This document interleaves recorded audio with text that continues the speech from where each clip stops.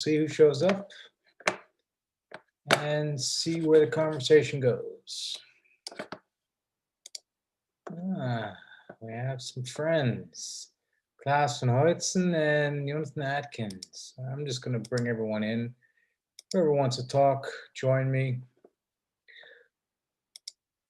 I've got no topics today. It's been a weird couple of days, so.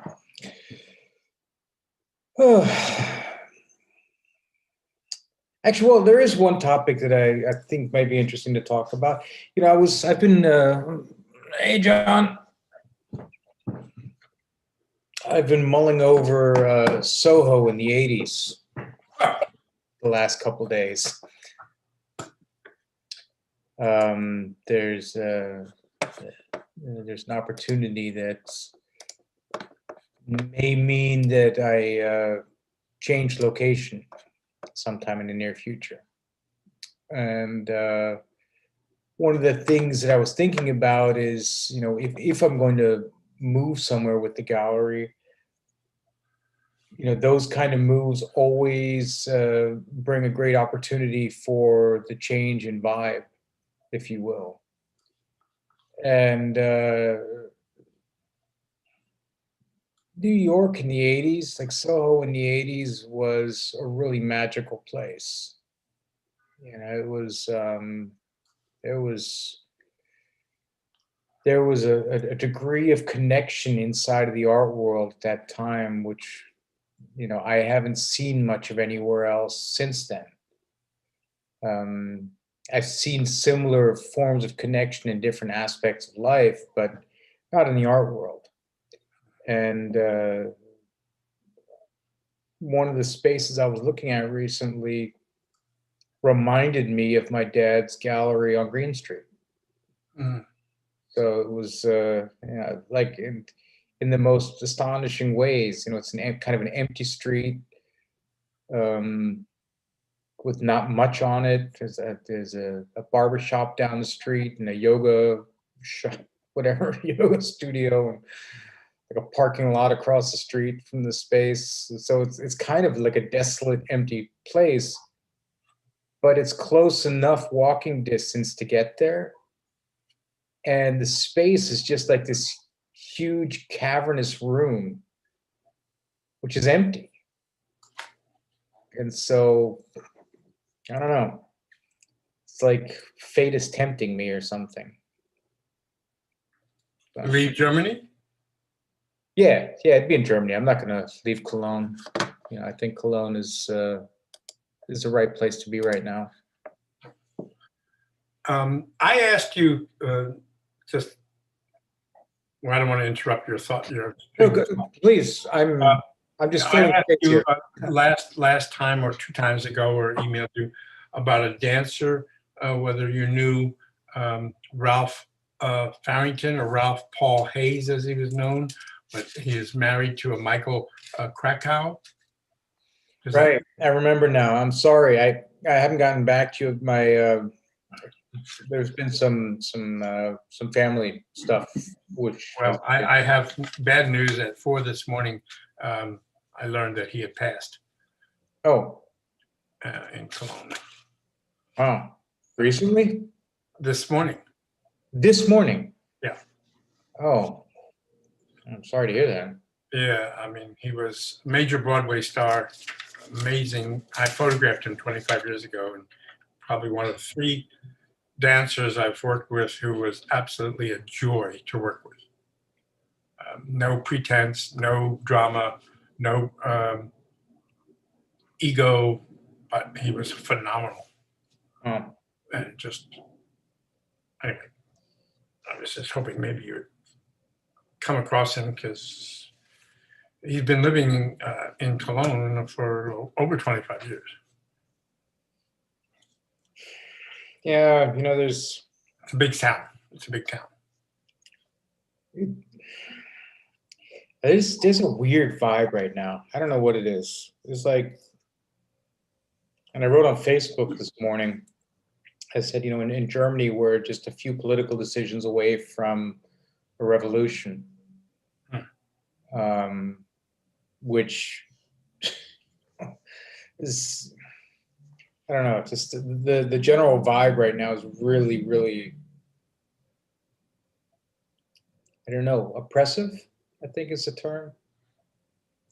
It's, I mean, we've all kind of seen this and you know, and we've been discussing, like, the reason I started the damn show was because of a part of this, right? So, not news, not really.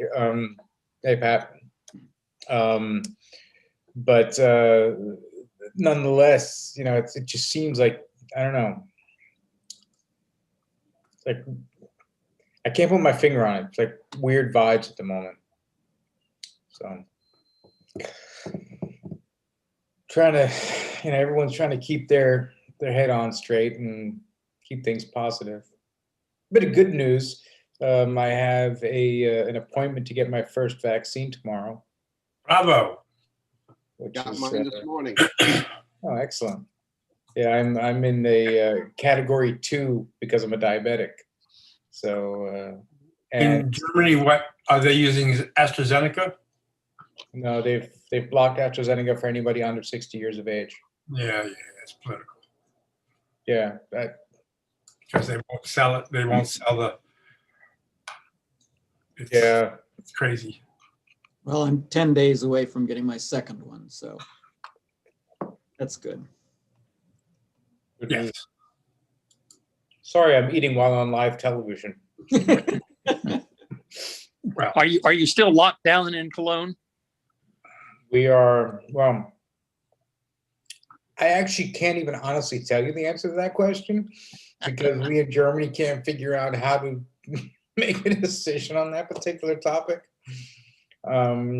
Last I heard, it was a click and collect, which means you can't go into stores to buy stuff, but you can order stuff and go to the store and pick it up, which contactless. I don't really see how much of a big difference that's going to make. In Tübingen, there was, or there is an experiment going where they're doing massive testing and then opening the inner city and say, if you're tested, you can come into the city if you have a negative test that you've taken before entering the city. So you literally have to be COVID negative to get into the city. But their numbers have been rising. And so now the conversation is up with, is that because COVID is spreading more, or is that because they're doing so many tests because of this thing that there's no other way than you have more positive results just because of the sheer number of people being tested. And of course, since they're one of the only cities that are doing this, there's people coming from all over the area. Like people are driving 2-3 hours to get there because it's one of the few cities in Cologne or in Germany that you can go shopping right now. So cases are rising in the US too. They started to tick up. And in Massachusetts, where I live, 20% of the population is fully vaccinated and our caseload is still rising. So. Yeah. But some of the testing, it's because of other people coming from other areas. I mean, I live in the Bronx. I was just, by the way, in Swampscott, speaking of Massachusetts this weekend, or I should say Swampscott. Yeah, I was going to say Swampscott, yeah. But I was with my twin sister and her wife, and they both have been tested, or they both have been vaccinated. So it was a good weekend. It was nice to be able to be with family and you didn't have to wear masks. Where in the Bronx are you? I'm in Bedford Park. I'm from Throgs Neck. I raised in Throgs Neck. I know it well. Yeah. The picture, by the way, I just put up is Ralph Farrington, who just passed this morning, which I photographed him about 25 years ago. Get out of your own way there so we can see the picture. Sorry, I'm just messing with you.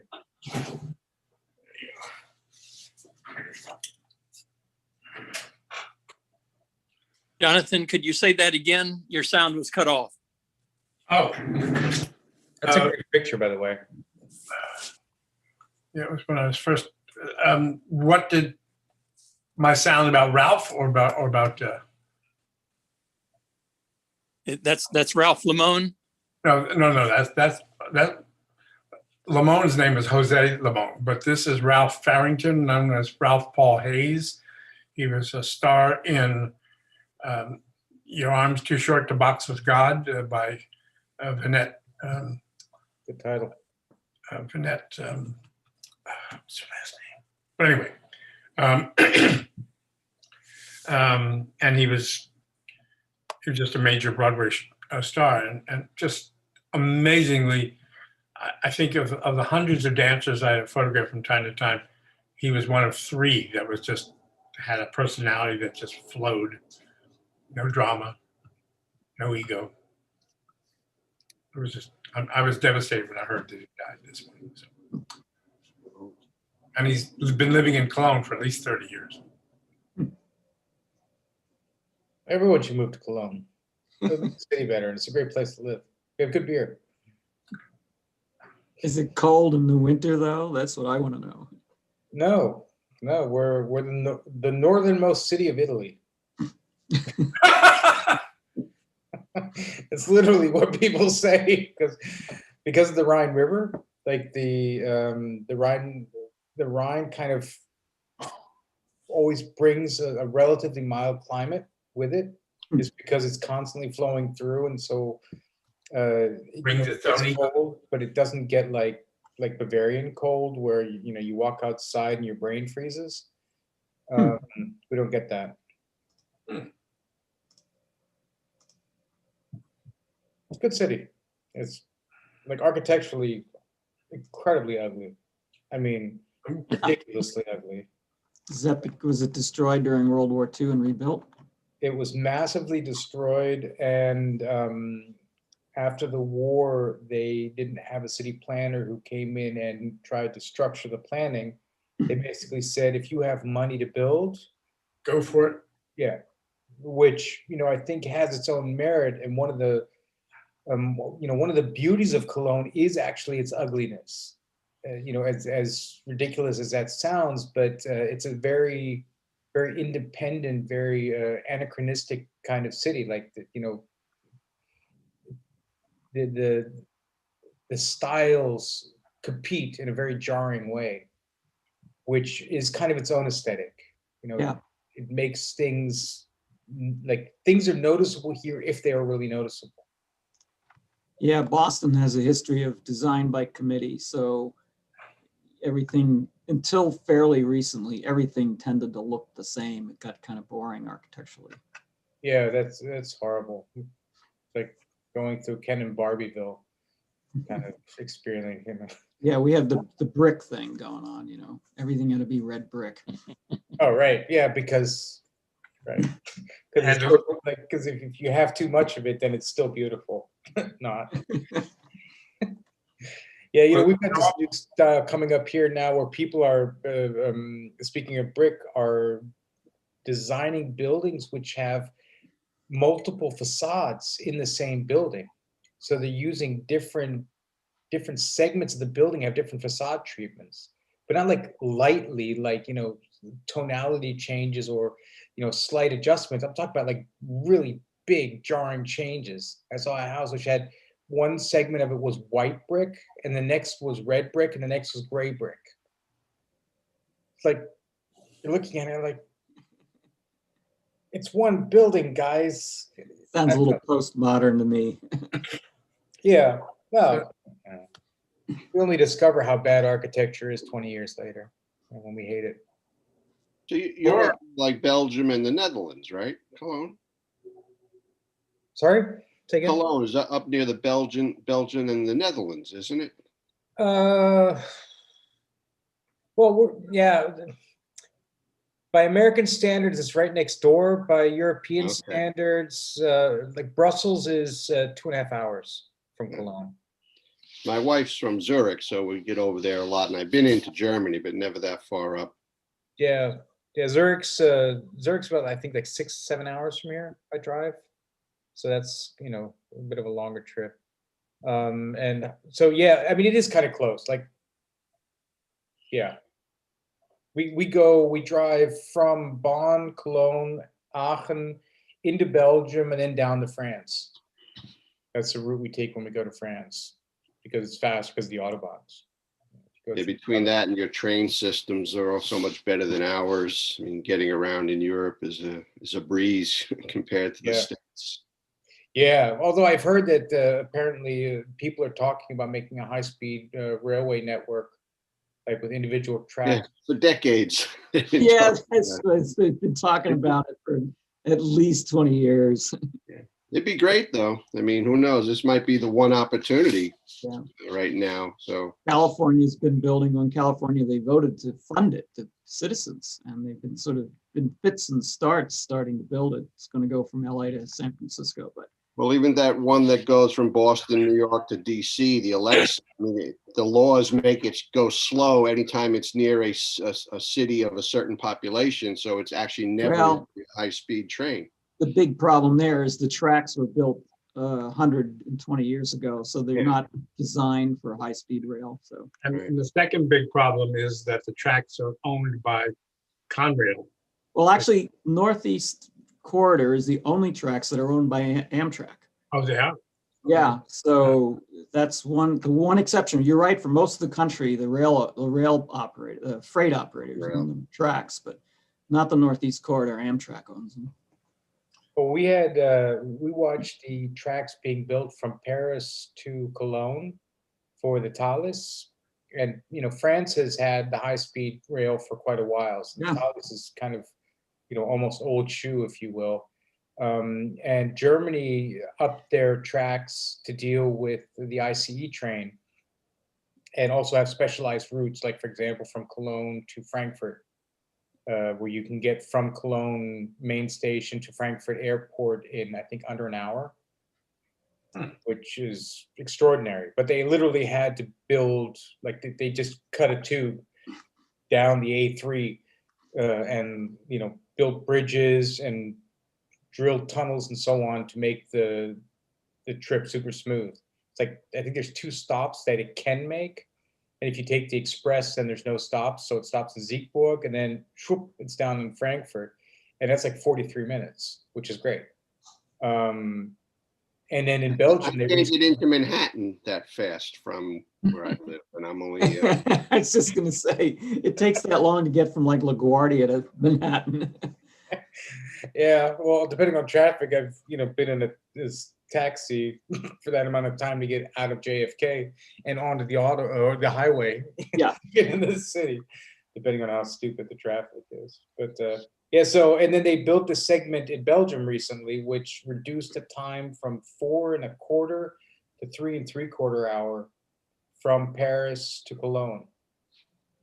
Which is like, if you're gonna take a flight, it's gonna take you 2.5 hours for sure, getting to the airport, checking in, getting in the airplane, spending 20 minutes, a half an hour in the air, landing, getting out of the airplane, getting back into the city. And the Thalys goes from the train station in Cologne to the train station in Paris. Yeah. Ridiculously good. There's no I've taken- reason. There's like no I've taken reason. the channel. Sorry, go ahead. I've taken the channel, the train from London to Paris about Eurostar. Yeah. about 4 times, but it often gets held up by stuff on the tracks or a labor dispute, a sciopero, as they say in Italy. Out of those 4 trips, 2 were delayed. So that's not a great Oh. track record, so to speak. I took the Eurostar once to London and it was delayed. Well, that was my experience. That 50% of the rides are, I mean, it's a very pleasant train, no question. Yeah, it's And lovely. even if it's delayed, it's faster than any other way because you don't have a lot of pre-boarding issues. You just show your Yeah. passport, your ticket, and you're on board. I think what a lot of people are realizing as well is that the technology, like the train technology, at least in Europe, and if America built it, and they could, then it just makes so much more sense for almost all travel, so that they could reduce airline travel to really long distances where it becomes just, unbearable. Like, I mean, being in a train for 12 or 14 hours is kind of ridiculous. Yeah. Like, I wouldn't Sure, if recommend this going is- from New York to LA, Not sure if this is still true or pre-COVID true, but maybe 10 years ago, 40% of the passengers leaving Boston Logan Airport were going to New York City. 40%. Yeah, Which is which by car is just shy of 4 hours, a little bit more than 4 hours. right. But if you're taking the train, if you're taking the airport, the flight, then you've got an hour ahead check-in. You got to get to it. Blah blah blah. So It's slightly faster to fly, but in my opinion, a lot more headache. yeah, Depending on where you're coming from. I guess if you're coming from the suburbs of the Boston area, it adds a lot of time versus driving. But But what could also have a major effect on this is self-driving cars, which Sure. we're going to get there at some point. And I think when we do, there's going to be a whole new breed of cars that come up. For example, cars where you can like really sleep, or which have seats that allow you to really recline. right. So I think that's part of what's going to be happening in the next 20, 30 years is those kinds of technological developments. or be productive on your laptop. Yeah, right. Or do meetings, talk to people with high-speed internet, via Right. mobile. You can be doing video calls or whatever, so. Or maybe we just won't go anywhere. We'll just we'll be like, what was the name of that movie? This animated movie about a robot who was cleaning up the world. Walleye? Wally. Wally. Wally, right. And the spaceship where everyone was like scooching around on their hovering seats. Horrible, horrible vision of the future. That's dystopian if I've ever seen it. Anyways. So anyone have any good jokes? It's April Fool's Day. So anyone have any good Oh, jokes? yeah, so it is. You do not. No good Nope. jokes. Did anyone see my my Instagram post with Calvin and Hobbes? No, tell us. So this is the strip where Calvin has like an alter ego, which is a super good Calvin, who's like flawless and kind and nice and gentle and just proper in every manner. And at some point they get into each other's hair, and then this perfect Calvin says, I'm gonna beat you up or whatever. I don't remember exactly what he said. Actually, wait a second. I can remember exactly what he said. I have my phone here, damn it. Yeah, we can look at your Instagram. Yeah, it's like, let's just do this the way people do it because we can. So, all right, so first frame.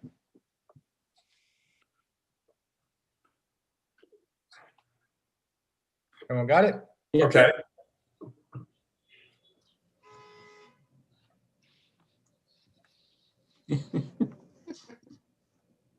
You have to, Julian, you have to talk so that you become Oh, sorry. center. Wait, right. I forgot. All right, so everyone got this? Yep. Yeah. That's easy enough.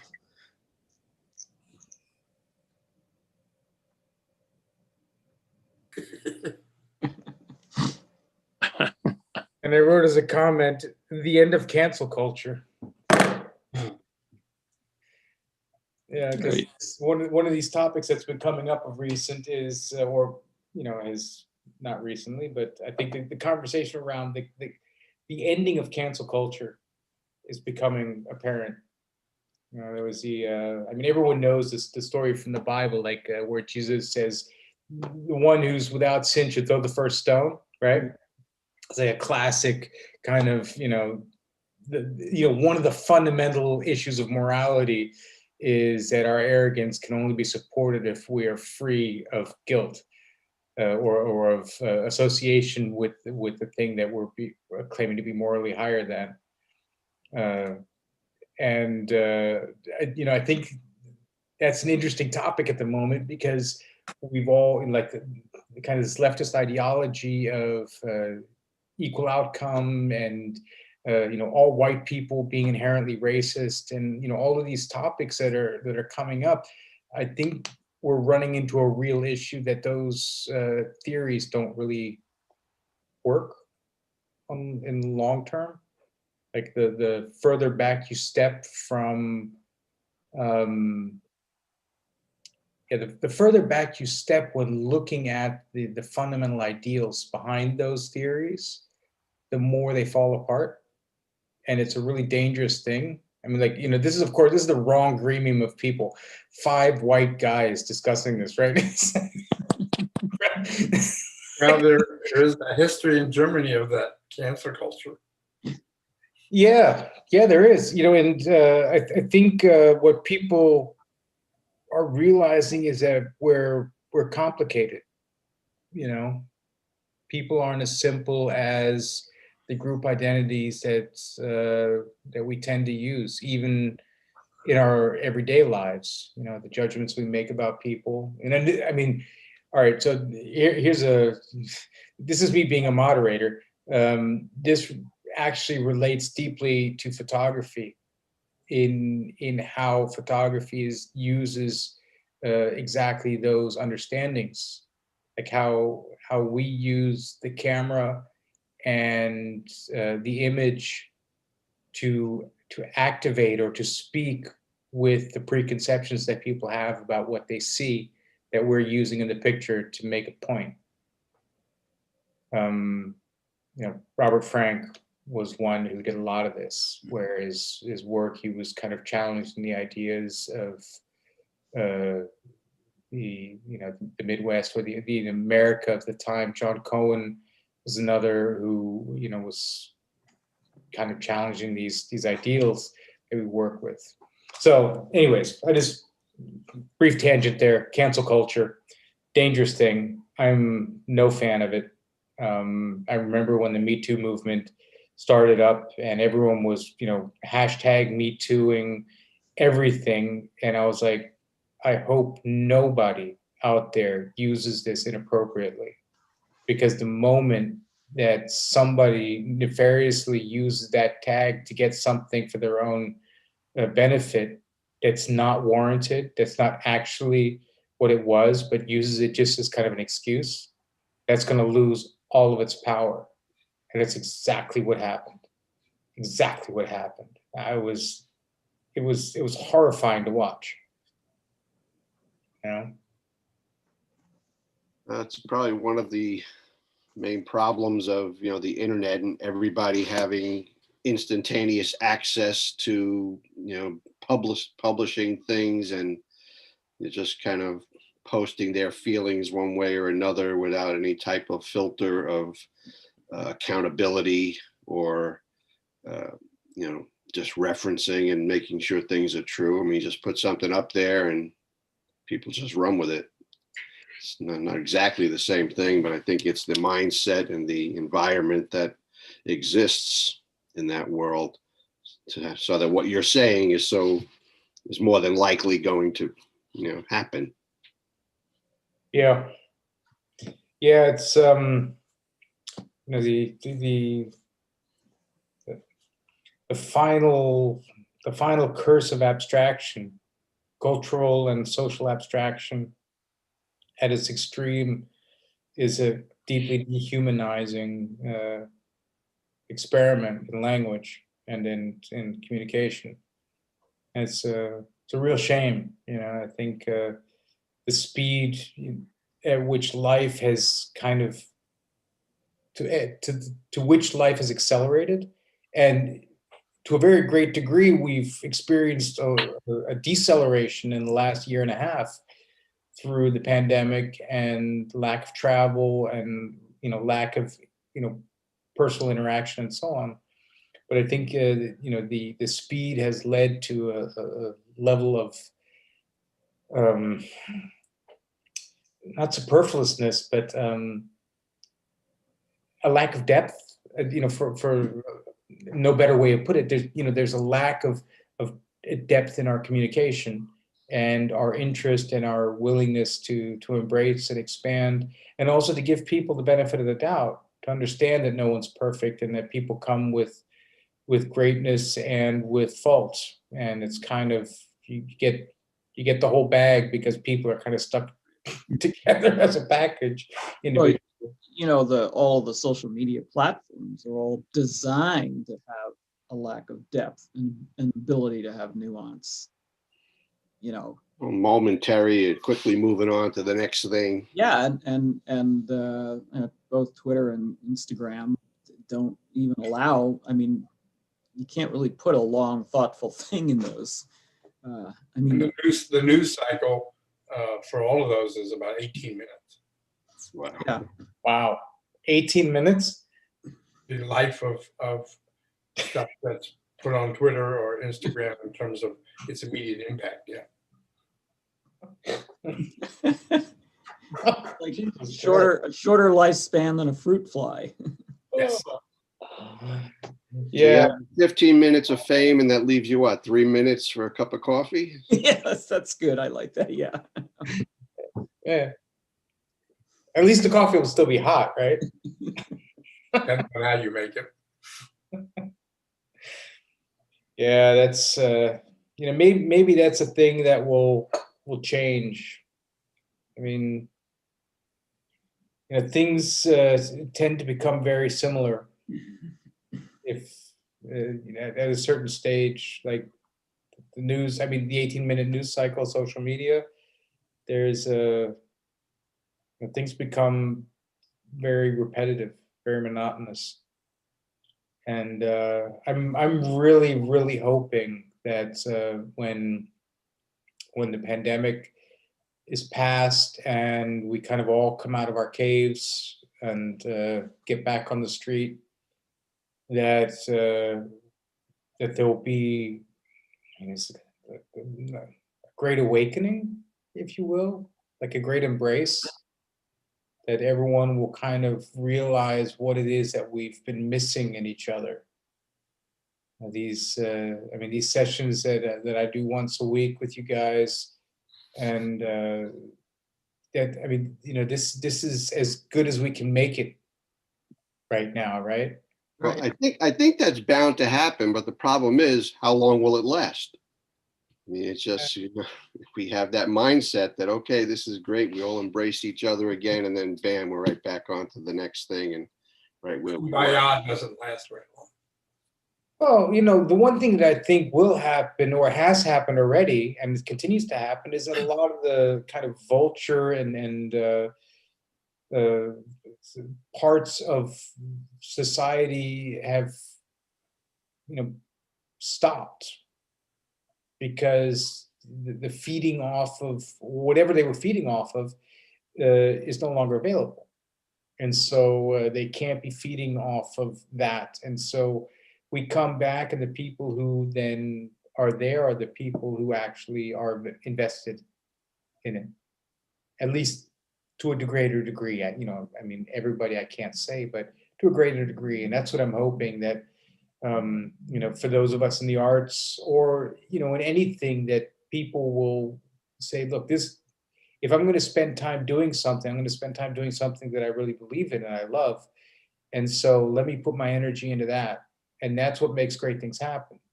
There's people who love things, who are of like mind and of like passion, get together and work towards making something.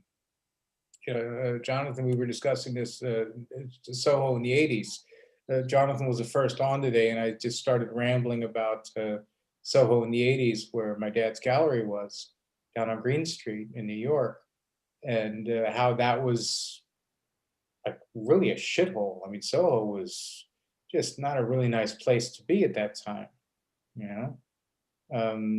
and the artists and the galleries and the people who were there made that something magical. And there was, it was like a decade where Soho was just extraordinary. and then kind of the gentrification process happened and all kind of went to where it is now. But that's, at least in my memory, that's a testament to the ability of people to be able to impact that kind of change and, to make really magical things happen. And I'm hoping that, after we get through this as a world, as a planet, that some of that will come back, and that the passion will come back, and the willingness to discover who we are as people individually and collectively. Yeah, I think it will. There's been various articles predicting the demise of Manhattan because no one's going to want to go there anymore. And I'm just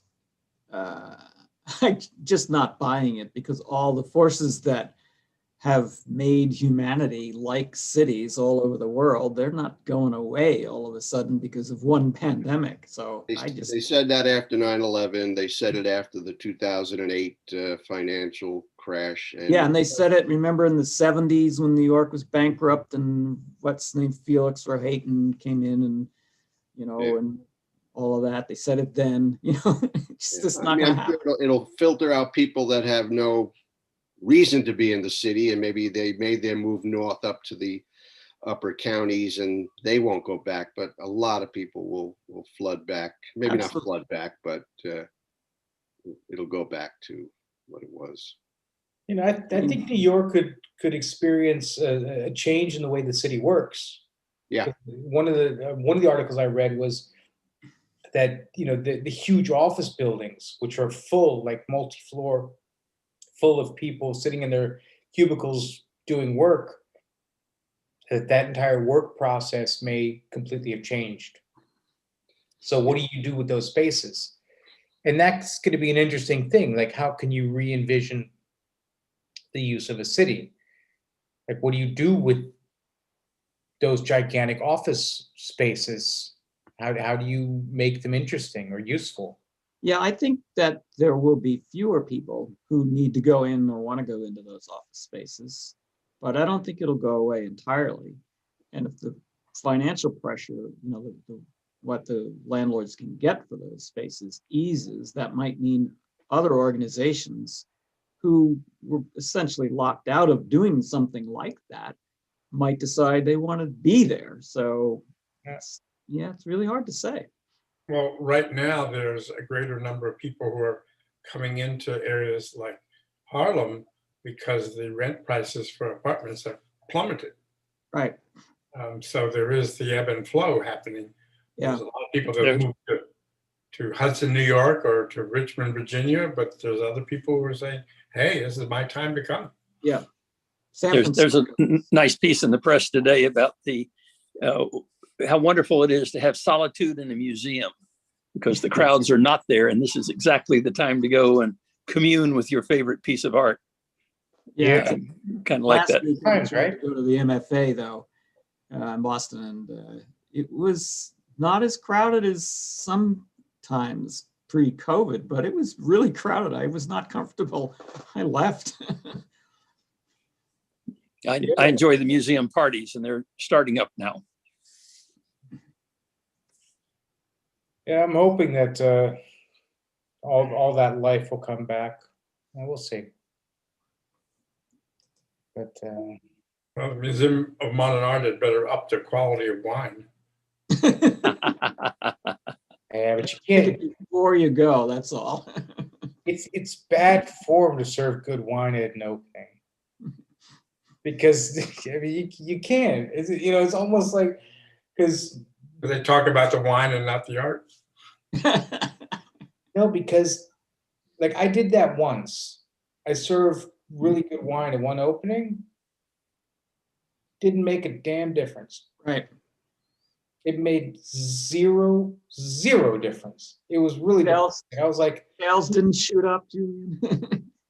And so it's like I mean, there's a difference between serving inexpensive and serving bad wine. Yeah. Right. You need to. I never serve bad wine. I serve inexpensive wine, which is good, but it's just not. It's not something you want to spend the entire night drinking. Yeah, and you know, when I go to openings, yeah, I enjoy having a glass of wine, but really my real enjoyment of the wine comes after the opening when we go out to a nice dinner and have a glass of wine. Right. That's when it really happens. Right. I can't drink at these parties because I have to drive home. There you go. I don't have a designated driver. I'm going to have to Well, start using Uber. I was just going to say that's why they invented Lyft and Uber. Yeah, absolutely. True. I'm And eventually self-driving cars. Right. Saving alcoholics everywhere. Oh, imagine at some point you'll be able to own a car and not have a driver's license. That's a Ooh. point. Or own an autonomous hovercraft. Right. Or maybe it'd be like jets, where you can buy a fractional share of a jet. You can buy a fractional share of a self-driving car, so that you get so many hours a year out of it, or something like that. And, well, you just call it and it comes to your house. And Exactly. Well, we're when, still when I was good. growing up, in St. Petersburg, 9 families owned 3 airplanes, and we would be able to fly to the islands or out west or to New York. And of course, all the men were pilots, so that made that feasible. Right. But wonderful freedom. Yeah. I remember flying to Corn Island, like, God, how long was that ago? 25 years ago, when my wife was in Nicaragua working for an NGO. And it's like the first time I flew in literally what felt like a taxi airplane. We had to load our own luggage. The pilot just opened the trunk of the airplane and said, "Here, Put it in here. put your stuff there." And then we got in this thing and like, That wasn't a seaplane, was it? oh, it was tiny. It was tiny. It was stormy. And has anyone been to Corn Island? No. Corn Island. It's a tiny little island in Nicaragua, which had huge amounts of coconut trees. And then a tornado came, which they made like massive amounts of money off of. And then a tornado came through and literally shredded, like flattened the entire island. And so their economy tanked until the palm trees grew back. I don't know if they're back now, but at the time they weren't. And so you got there and we landed on like a dirt patch and went to this hut, which was the airport. And then we're taken in a taxi, which was a 4x4, which was very skilled at driving around potholes that were half a person deep. Right. I mean, literally, they were like these craters in the street, and the drive was whatever. sounds like Honduras in the rainy season. Yeah, it is a bit like that, like just they had like electricity, I think 8 hours a day or something. I've been to Nicaragua, but not Corn Island. Tough country. Beautiful. Took some great pictures there. I was running around with my my old Nikon F1. My niece is from Nicaragua. Yeah, it's a beautiful country. That part of the world is very curious. Like it's a very it's a different, a very industrious way of getting through life because they're not so threatened by environment.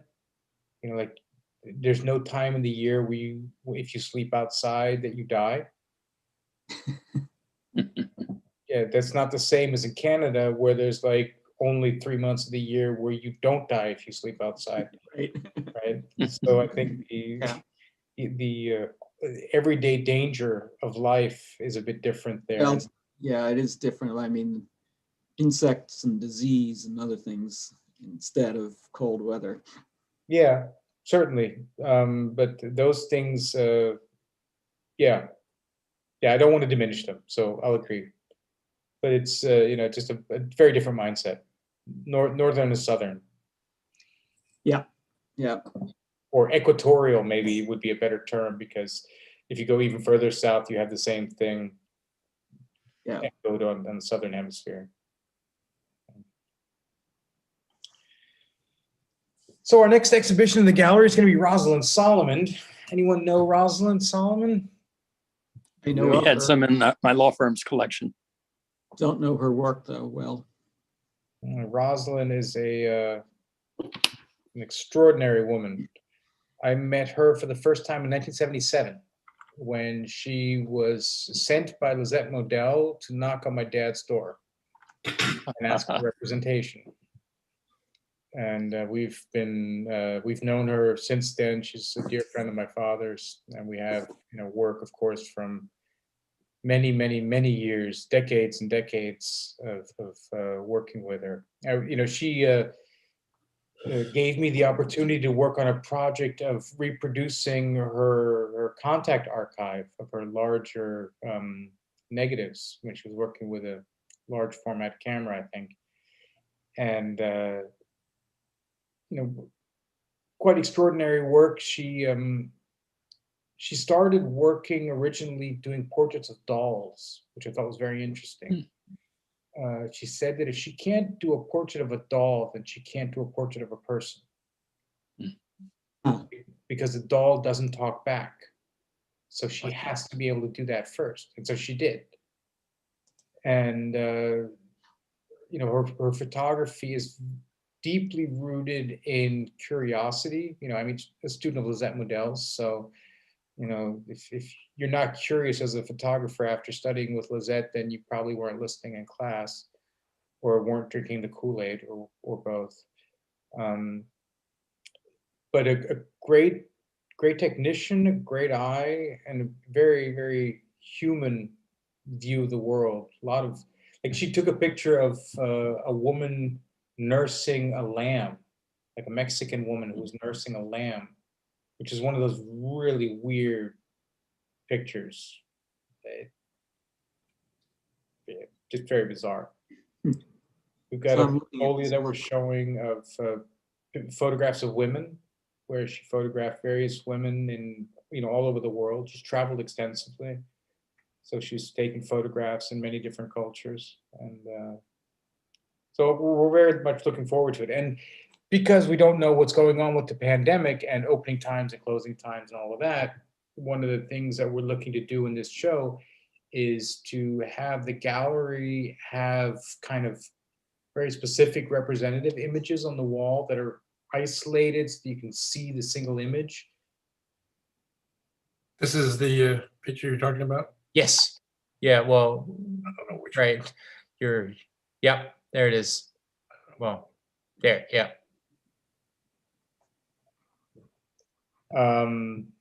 That picture's gonna be in the show as well. And then we'll be doing most of the work. Amazing picture. Yeah, that's a pretty crazy picture. Yeah. We're gonna be doing showing the rest of the work primarily through social media as an experiment, because how the hell are we gonna do it otherwise, right? Because the gallery is closed. So When is this to be scheduled for? I think the opening date is the 16th Of of April. So like two and a half weeks. We've had the Sean Hemmerle show up for almost half a year now, which I originally had planned to do the Rosalind show last year because she turned 90 last year. And she's still working. Still, yeah. And Rosalind's a piece of work. She's extraordinary, really. I have the highest degree of respect for her as a person. Still living in New York City on her own. Eisenstadt was still working at 90. Sorry? Izzy was still working at 90. Yeah, well, there's a couple of them out there, but anybody at that age still slugging away. We have two in our photo group here in New York that are early 90s. Wow, cool. Hey, Patrick, we need to do something with your photo group on the show. Love to. Yeah, we really do. I was talking with Tom Niedecker recently, who's a collector that I work with. He lives out in the Midwest. Used to be out in California, and he's he's been collecting for a very, very long time, has a very, very specific topic. I don't want to expand on it because he's agreed to come on the show to talk about collecting, to give us a collector's viewpoint on art and photography. He's primarily a photography collector. And so we're going to be doing that soon. And I think the idea of bringing people in with different viewpoints, I think, is really valuable. And so, Pat, if you're game, well, Yeah, well, if you give me a heads up when you think that'll happen, not right now, but whenever, I could post it within our internal, communication within the group, and can get people. Most of us are all retired in the group, so this time of day works fine. Yeah. And I can, as long as I know that you're okay with, giving out the link, by all means, it'd be great. It's a type of topic I think our group is very interested in. We have a lot of members who kind of, well, most of these regional photo groups, they're into the competitions, and things like that. We don't do that. We try to get members work ready for their portfolios in the hope of getting a show or a 2 or 3 person show. So we stay away from doing any type of competitions internally. So their mindset, I mean, some of them belong to those type of clubs outside of ours. They do like the competition, but the most part, it's people who are really into creating the work, trying to get a portfolio together, and the history and the collecting of photography. So I think we get a number of people who would be interested in attending something like that. Yeah, that'd be great. Let's look at sometime in the next couple of weeks. I mean, we have to see Okay. how how the spring and summer shape up. I think as soon as things free up a bit, people are going to be out and about. But no, whatever. I mean, Well, I'll start I'm here mentioning it. anyways. Now, one of those women I told you about, matter of fact, she just texted me a few minutes ago. She's Hungarian. She lives here. And she showed me a picture of a cake, 7-layer cake she just did for her husband. She Nice. said she met you. She did her MFA up at Hartford. And I guess she was over in Berlin for something with the class as part of their MFA. And she said she had met you. And so she was hoping to sign in on one of these Thursday afternoons as well. Yeah, well, listen, to all of you, spread the joy. This is not a closed club. And the more the merrier. Tell people about it. Send the link. It's Okay. I'm not doing this for my own ego. I'm doing this as a place like a round table, basically, to Yeah. get together and talk about stuff. And Patrick, sorry. Yeah, it what's was, the name of the photo group, Patrick? Ground Glass. Oh, okay, I've heard of that. Yeah, they've actually been around 45 years. I've been with them about 12, and I somehow got bamboozled into being the president. So it's I kind know of that feeling. it's kept me quite busy over the last 12 months. So I've been president of the Photographic Resource Center now for 7 years, trying to make myself obsolete, but it's hard. yeah, it's the harder you try, the deeper you dig yourself in. How does your group, Patrick, does it integrate in any way with Jay Mizell and a couple others have this collective Soho Photo Gallery? I'm forgetting the name of it. Well, there is a group called Soho Photo Gallery, which Right. is actually on White Street. That's in Tribeca, technically. I'm actually a member of that one too, and a number of members of Ground Glass are members of the Soho Photo Gallery. They were very close to having to close down because of rent recently. They just got a big extension, and everyone's got their fingers crossed that this will end soon, because the bills are starting to pile up and things like that. But the group is still going very strong. There's quite a few members in it, and they're very active. I'm up currently in North Salem, New York, so I'm as far north in Westchester County as you can get. So it's not as easy for me to get in and out of the city as I would like.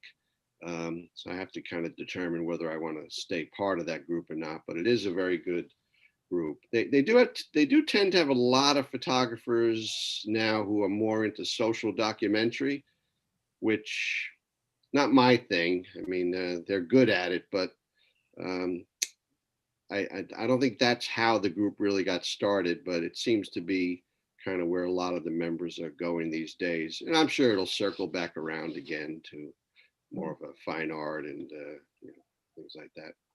Did they look into a PPP loan? I believe they did. That's one group when I joined, I made sure not to get involved in any of the management side.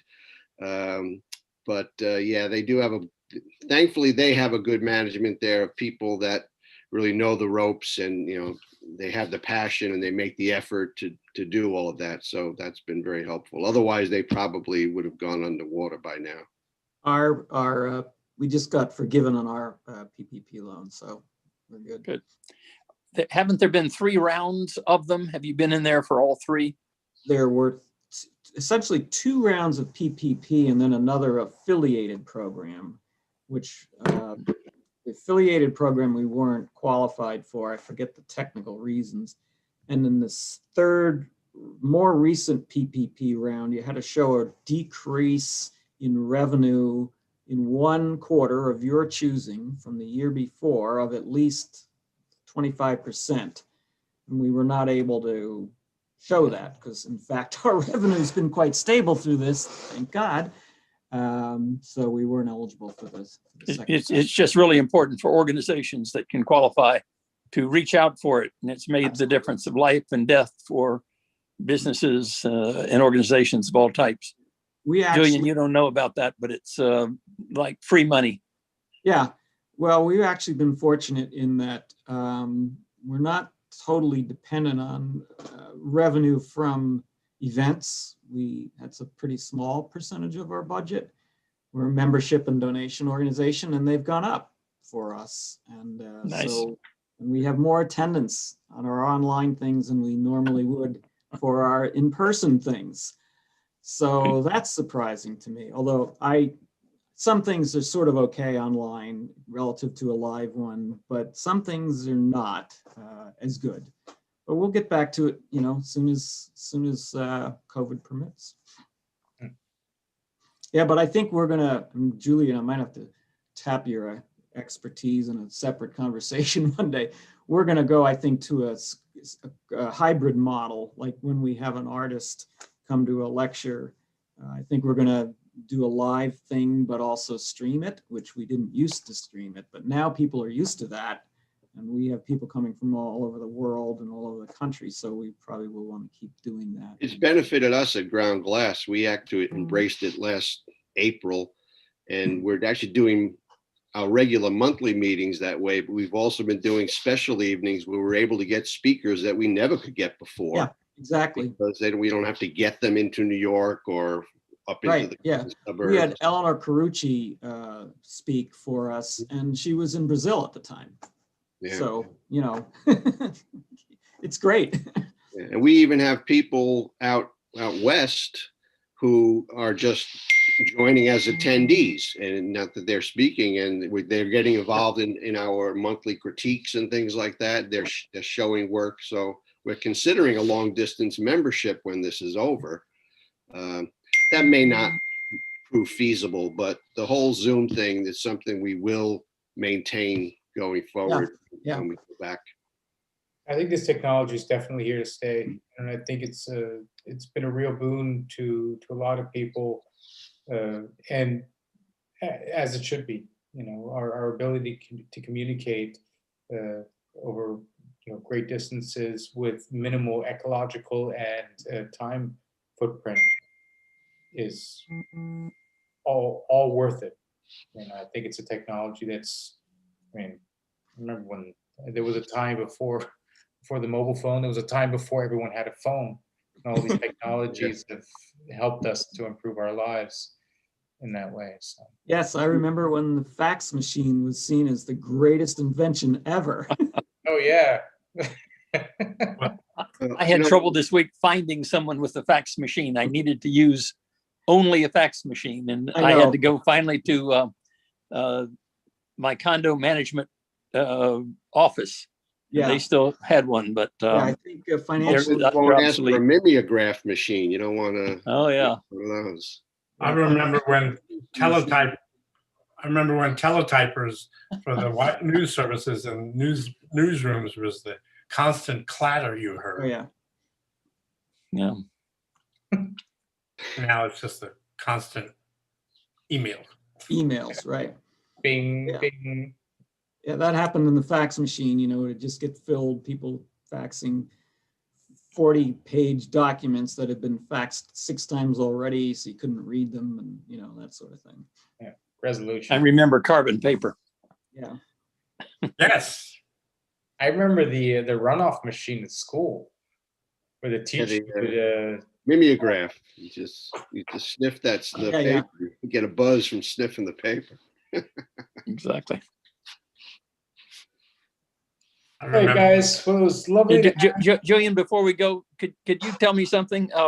Did August use a small camera or a large format camera for his images? He used almost exclusively glass plate cameras. He experimented very briefly with flexible film, but only experimental, and he wasn't very fond of it.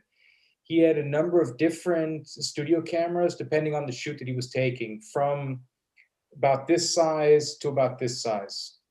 Most of the negatives that are 9 by 12 centimeters. What led me to that was the question of whether there were contact sheets showing a whole shoot.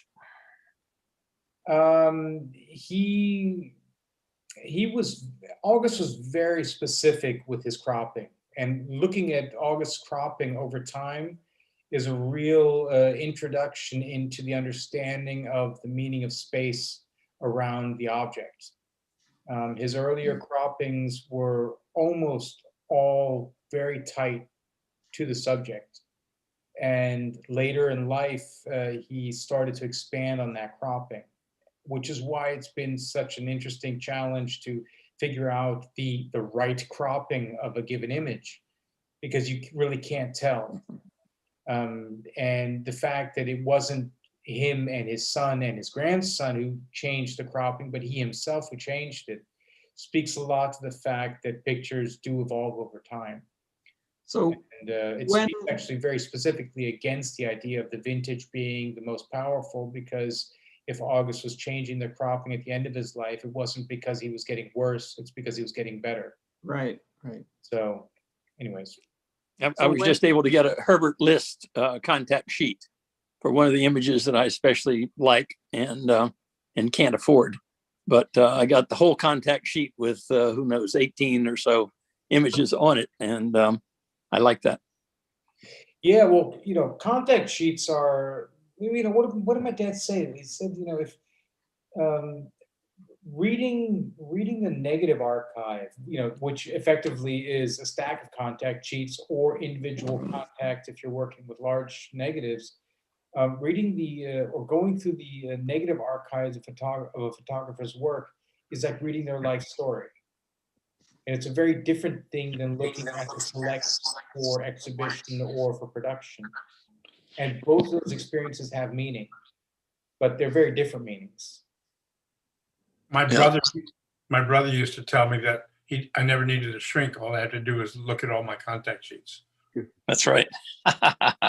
Anyway, I'm glad I have it. Didn't Magnum put a book out on contact sheets to kind of certain famous images, and you get to see all the other images around that one iconic image that we're all familiar with? I think it's called Contact Sheet. I think Magnum put it out. They did, and that's where I bought that. Okay. When the National Gallery of Art did the Robert Frank retrospective, they had his contact sheets for many of his famous things, and you can find them online. There was a very famous one taken in St. Petersburg in 1955 from the Americans.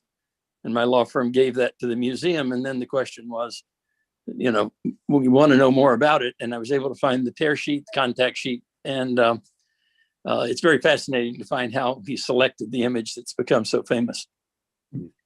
So I did a show of summarized work in my gallery a couple of years ago, where one of the pictures that we showed, chose to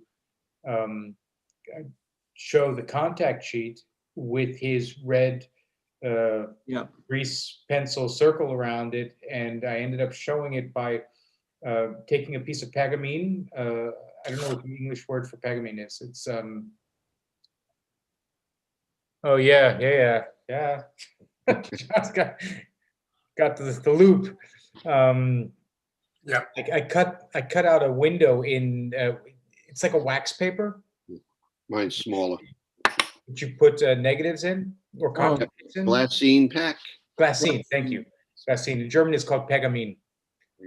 So a glassine bag, and I just cut out the picture that he wanted to show, and had the rest behind the glassine, so you could see the one picture sharp, and everything else is behind glassine. And we mounted then the glassine packed picture in a frame. Pretty cool. Oh, that's And who was the photographer for that? Michael Summeroff. Ah. He's the son of Ben Summeroff. We're going to be showing his work in September at Unseen. He did a project together with a body of 40 images by August Sander called Absence of Subject, where he digitally removed the people from August Sander's pictures. Oh, I think I've seen that work.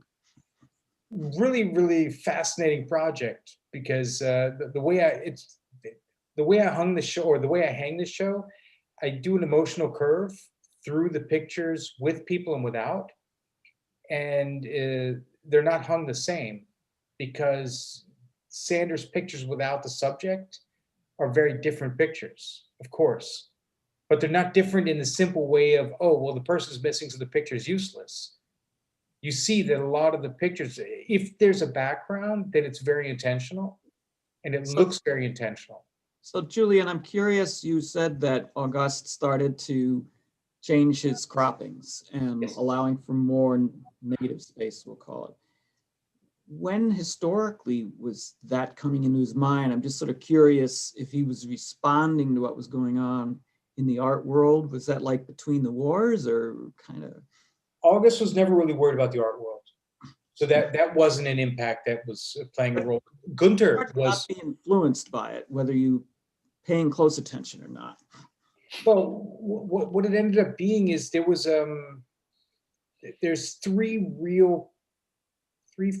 four real periods of work on people of the 20th century, which, by all intents and purposes, is really what August Sander's known for.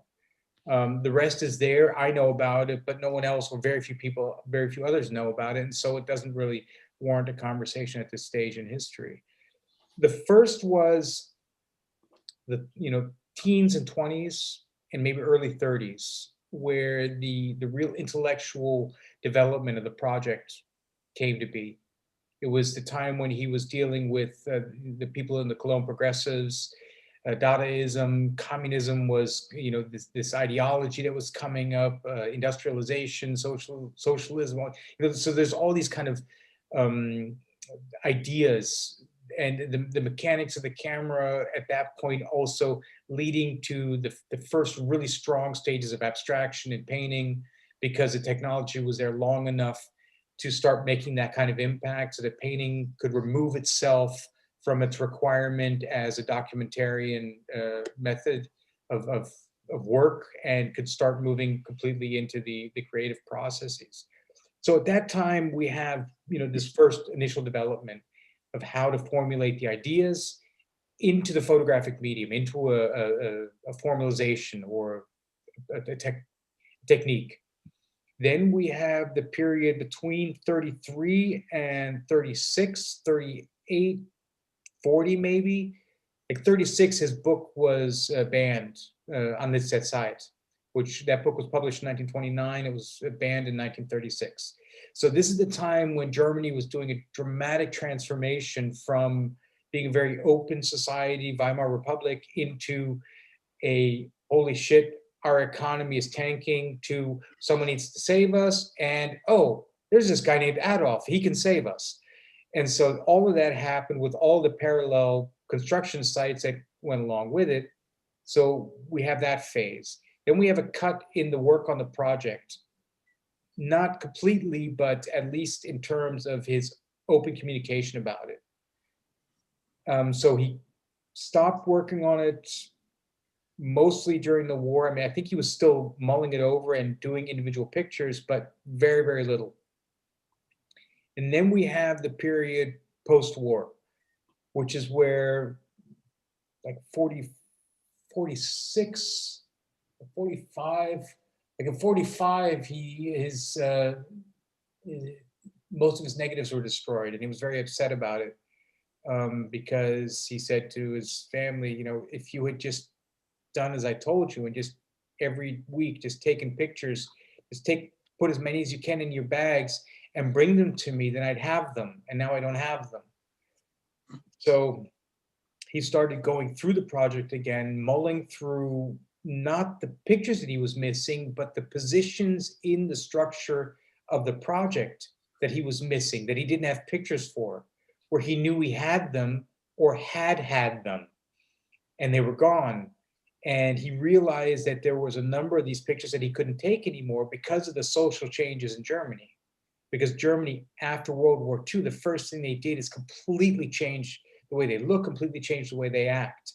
And a large part of post-war German development, the 50s and the 60s, and all of the ideologies that grew in Germany had to do with kind of a really hard break with the Nazi time and the guilt that had to deal with, that had to deal with.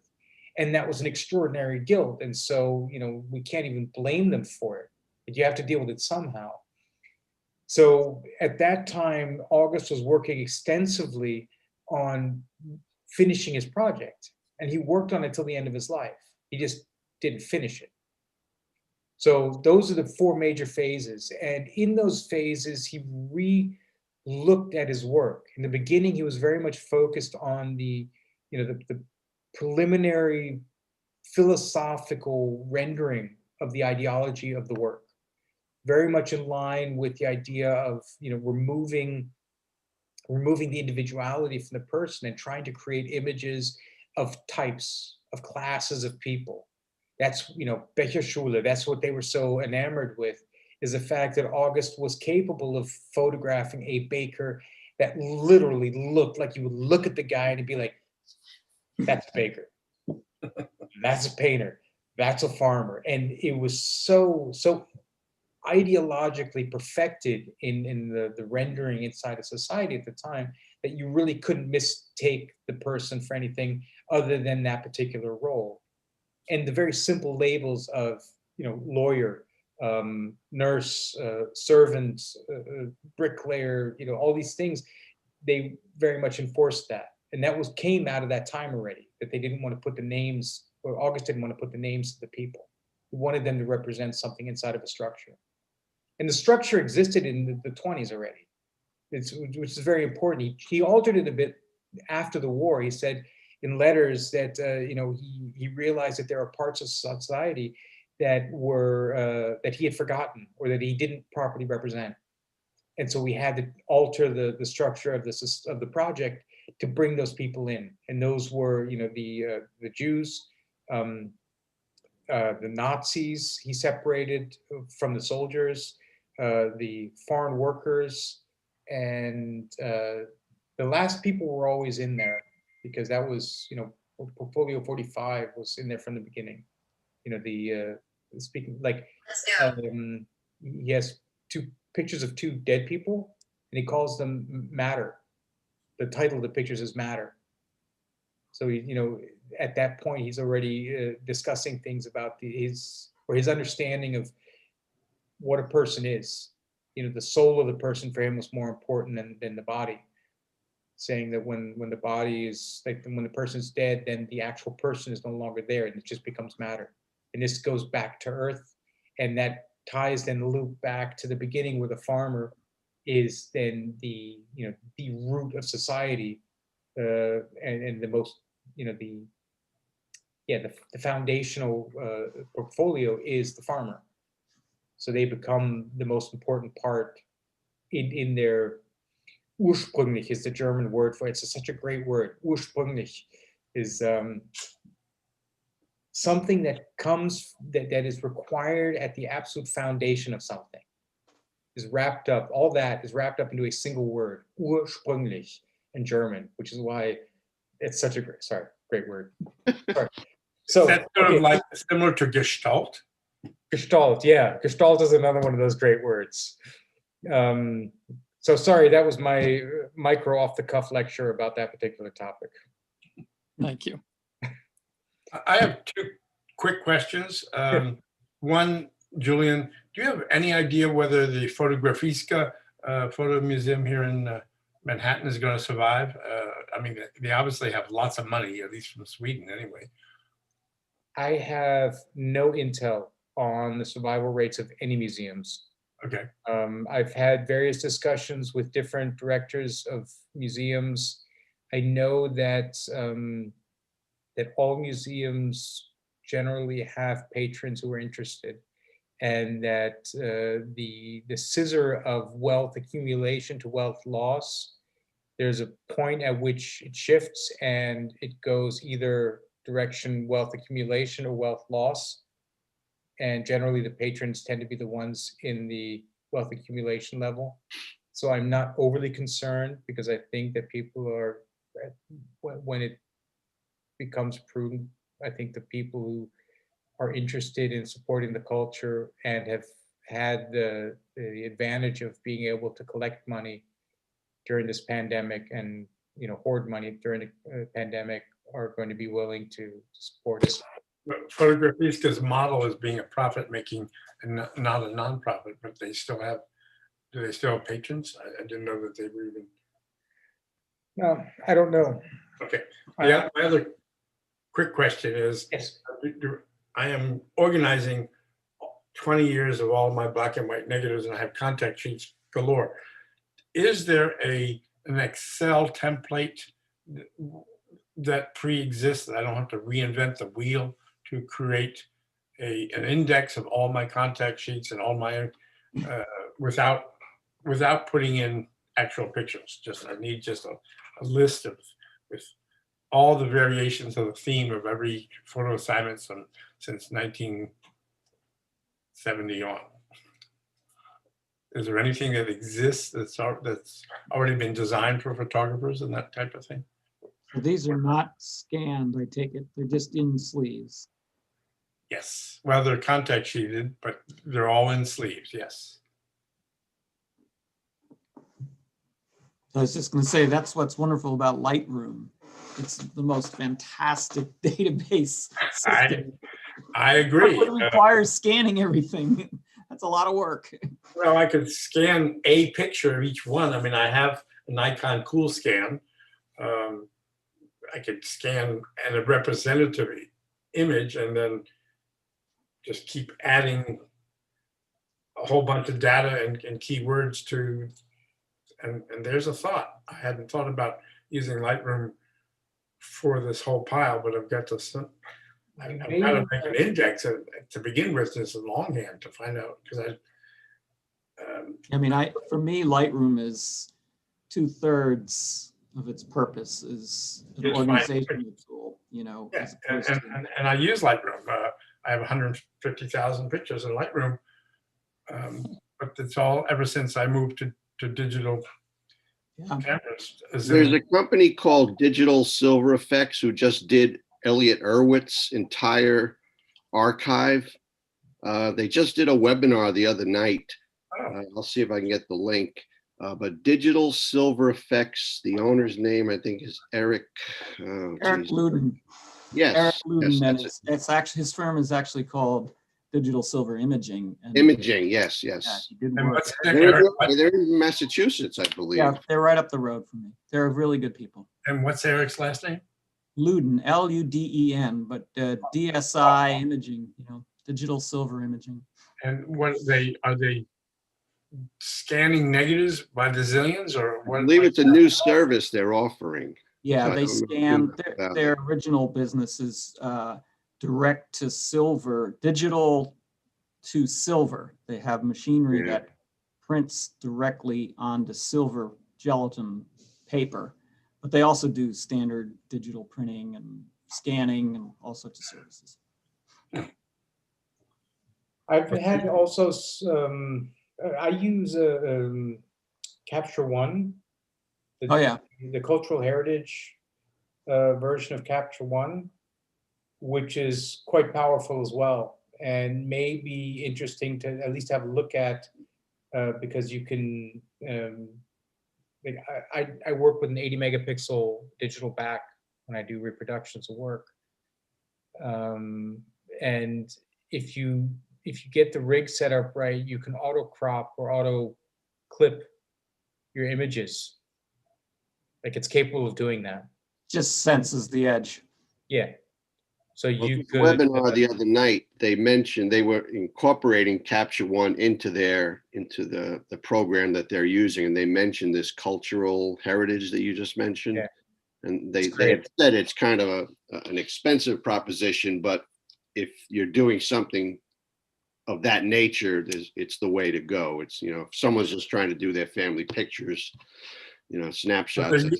They're using Capture One to organize film images. I think you'd have to go to their site and talk to them, because I guess they have a few different levels of this new service that they're offering. And I think the Capture One element, along with this cultural heritage thing, is one component. I mean, this was some sort of, I bailed out of the webinar at some point because they were kind of going off into different tangents, and I had things to do. So it's like my dog behind me now is telling me it's after 4. I got to feed him. So I got to feed Capture me. One is not necessarily good for archiving.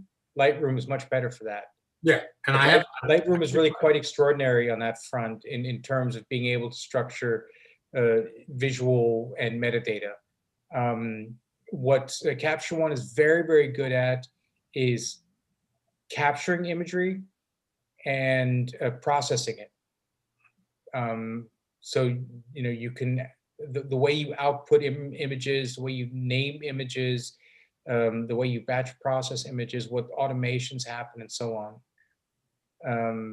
I can highly recommend it because I haven't found any software that has that level of control, particularly if you're doing things like exposure correction or grain, like scratch removal, dust removal, things like that. Their algorithms are extraordinary. It's a bit expensive, like Pat said, but it's very much worth it if you're dealing with an extraordinary amount of images. And what may be worth looking at is, at the first stage, digitizing it, at the second stage, then structuring. Because I think that those may be two very separate steps that shouldn't necessarily be put together. I think there's a short documentary on this project they did with Elliot Erwitt. It's very recent, and I guess if you just type in, you know, this digital silver imaging Elliot Erwitt, you'll probably get something on it. Thank you. Yeah, you're welcome. And you know, if you're actually doing, I mean, I'm sure you know about phase 1 cameras, of course, right? Yeah. Yeah. So that's like I have phase 1 with a Schneider Kreuznach 70 millimeter APO lens on it, and a digitally controlled shutter on a repro camera, which is fantastic. Cost me a small car, but it's fantastic. Yeah, but it's more useful than a car. Yeah, and I've had it for years, and it just keeps on working and working and working. And it's all rigged together with my flashes and all of that. So it's a repo rig with which we work, and makes, you know, doing that kind of work very, very easy and very comfortable to do. And because I know that any, like 10 seconds more on anything that you have to do 100,000 times is a lot of time. Yeah. Even 2 seconds more makes a difference. So. Yep. All right. Well, gentlemen, I'm going to call it a night. It was great to have you all again. This was a completely non-planned, non-structured thing, but it was fun and enjoyable. Great to see everyone. Be safe. Thank you. Shot tomorrow. Sorry, what'd you say, John? Good luck with your shot tomorrow. Oh, thank you. Yeah, I have all my paperwork. I just need to like drive in. It's 20-minute slots. So I mean, Well, are you going to ask Yo-Yo Ma to play his violin while you're waiting? and I will see all of you next Thursday, hopefully. Yep. See you later. Thank you. Good night, everybody. What was that Gestalt word? Um, what was the word? It started with a W. Ursache. Ursächlich. I think Ursache. Can you spell We're that? talking about the Stammmappe. Don't worry